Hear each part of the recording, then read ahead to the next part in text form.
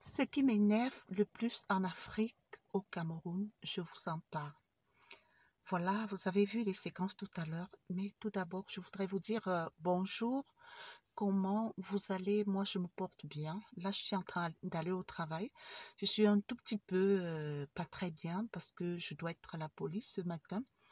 Et par rapport à ça, j'ai décidé de vous parler des 5 choses vraiment qui revoltent en Afrique, où si vous n'avez pas le cœur, vous allez partir.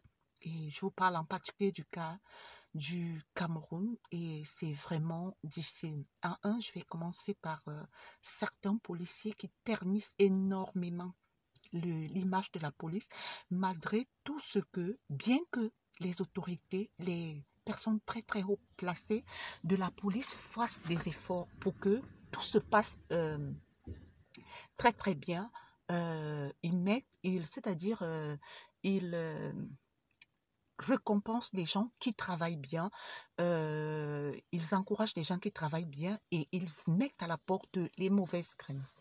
Alors, je parle de ça, pourquoi? Parce que euh, on a des policiers vraiment, on ne comprend pas.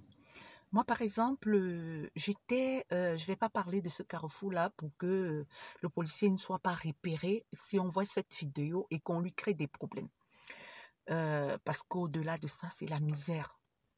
Le gars, je suis dans l'embouteillage. Voilà, je vois mon téléphone qui est en train de sonner. En fait, c'était l'école de mes enfants et on est à la rentrée scolaire et il y a toujours, ils créent des groupes WhatsApp des parents par niveau et aussi il y a des groupes pour je ne sais pas, pour donner les modalités d'inscription et autres des groupes généraux, les groupes généraux des établissements.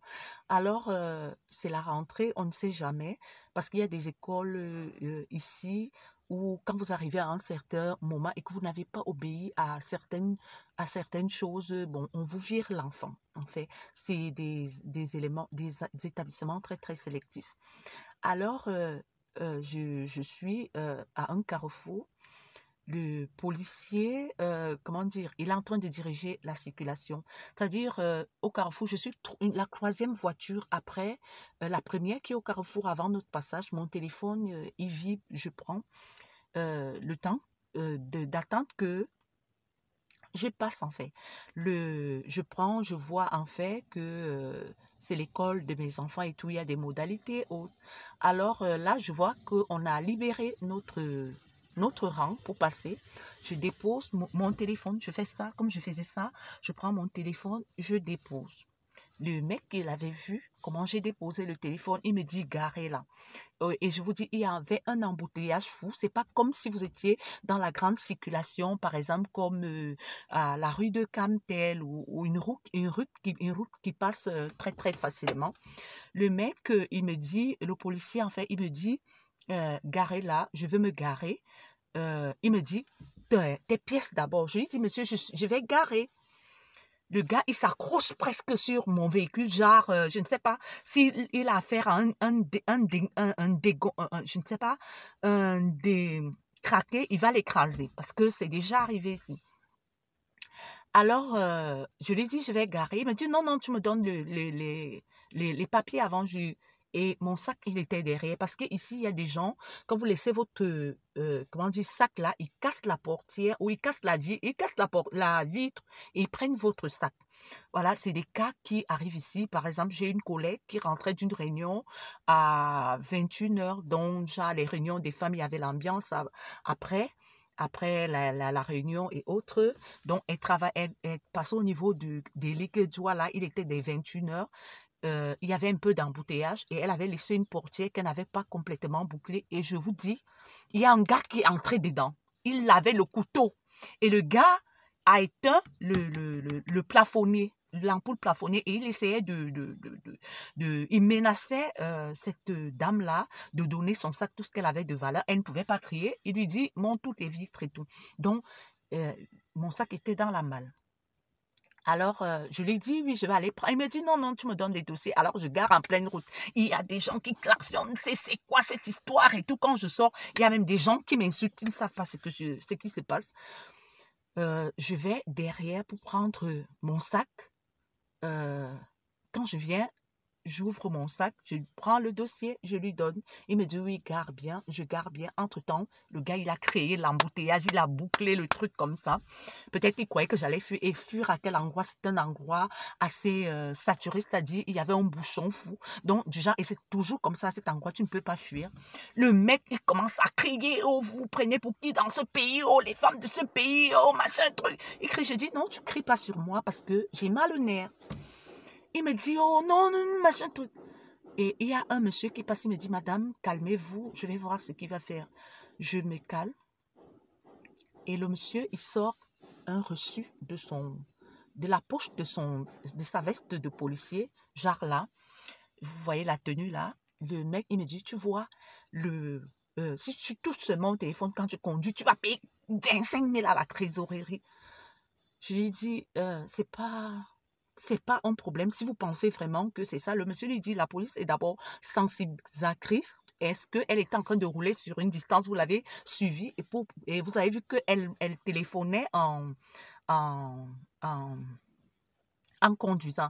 J'explique au monsieur la situation telle que le monsieur il commence à blaguer, il dit que non, relax, c'est notre pays, c'est ceci, cela. Il dit non, elle n'a même pas voulu garer. Or, mon sac était. Quand j'ouvre mon sac, il me dit, voilà, je veux aussi ta carte d'identité. J'ouvre mon sac. Il me dit, de toutes les façons, tu as le choix, soit tu payes à la trésorerie, soit tu arranges ce problème. Il dit, quoi? Avec tout ce que les autorités, toutes ces personnes qu'on a renvoyées à la police à cause de ces choses-là, il y a encore quelqu'un qui est capable de faire ça. Je lui donne ma carte. Le mec, il prend, on appelle ça comment? Il prend ma carte, il prend mon dossier de véhicule, il monte peut-être à 300 mètres, c'est-à-dire 300 mètres, je ne sais pas comment, 300 mètres, ça veut dire il faut marcher pour arriver où il est. Et il va se tenir là-bas. Je me dis, mais attends, je suis garée, il peut être là, on discute et tout et tout. Et là, on est en pleine rentrée, les gens sont en train de payer les pensions. Ce n'est pas le moment de distraire les fonds. En tout cas, quand on gagne honnêtement sa vie, on distrait les fonds quand on sait qu'on prend l'argent facilement chez des gens. Mais quand on se casse matin, midi, soir, comme moi là, comme mon époux pour gagner son argent, on ne le donne pas facilement aux gens comme ça. Alors, je sors du véhicule, je le ferme, je vais le voir, je lui dis, on en est où le monsieur? Vous m'avez dit que ça allait et je vois vous êtes parti avec mon dossier. Il me dit, tu as le choix, soit tu arranges, soit tu vas payer à la trésorerie. Il dit quoi? Le gars, je lui dis, remettez-moi dans mon dossier et le papier, je vais aller payer à la trésorerie. Le gars, il écrit doucement. Je lui dis, non, écris. Il écrit. Le gars, il confisque ma carte grise. Vous imaginez, pour avoir la carte grise au Cameroun, c'est pas moins de 300 000 francs. Et 300 000 francs au Cameroun, c'est pas donné si tu ne te bats pas. C'est même le salaire d'un haut cadre. Alors, comment dire, je suis énervée. Je lui dis le commissariat où il m'indique que le commissariat, et puis un moment, il fait comme s'il veut me retenir. Je lui dis non, non, je négocie pas.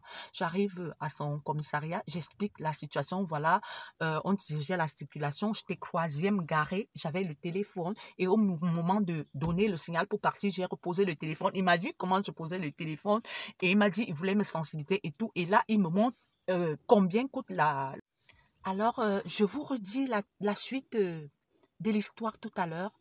Je vais au commissariat et je vous assure, je suis prête à payer ces 25 000. Mais je suis remontée. C'est-à-dire, je ne comprends pas à un moment. Donc, il y a des gens qui se mettent dans des carrefours là, ils attendent que... Et ils vont pointer leur argent sur des gens. Donc, si 10 personnes préfèrent donner 10 000 au lieu d'aller payer à la trésorerie, ils se retrouvent avec 100 000 francs par jour. C'est-à-dire, lui, il travaille sa rentrée là en route. Il a son salaire. Il travaille sa rentrée là. Je vous redis ça. Tout à l'heure, j'ai rendez-vous avec le commissaire parce que je lui ai parlé. Il semblait remonter. Je vous redis tout à l'heure. Voilà, je viens de terminer au commissariat. Tout est bien qui finit bien. En fait, j'ai vu le commissaire, il m'a entendu, il m'a remis ma carte ma carte grise et mes papiers. et il lui a dit que la police était d'abord préventive et qu'il faudrait sensibiliser bien au préalable. Mais il m'a dit aussi à moi que généralement il faut garder le calme quand on a affaire à quelqu'un et parfois essayer d'enregistrer ce que la personne fait. Voilà, et finalement tout est bien qui finit bien. C'est pas très facile déjà le Cameroun avec ces histoires-là. Et franchement, j'ai passé une sale journée. J'ai été de 9h à 13h et c'est pas gai du tout. C'est pas gai. Je suis épuisée. Je suis allée à mon travail tard. Là, je suis en train de rentrer. Vous voyez, j'ai la mine défaite. Voilà. C'est un peu ça. Bon, je vais y aller. Je suis dans les bouchons. C'est pas facile. Vous voyez, c'est saturé, mais alors très très saturé. Voilà, le feu est au rouge, même jusque là, ça ne passe pas, vous voyez, dans le thé. Je vais essayer de traverser là. Ça, il y a une voiture qui est à vive allure. On va passer par là pour y aller. C'est extrêmement saturé, je ne peux pas vraiment.